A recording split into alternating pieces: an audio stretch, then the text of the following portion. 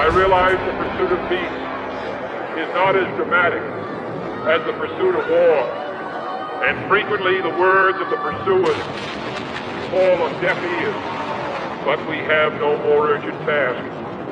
But that is a dangerous, defeatist belief. It leads to the conclusion that war is inevitable, that mankind is doomed, that we are gripped by forces we cannot control. We need not accept that view. Our problems are man-made, therefore they can't be solved by man.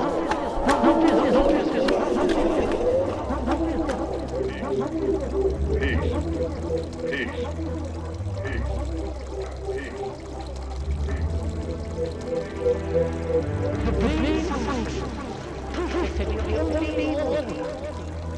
No,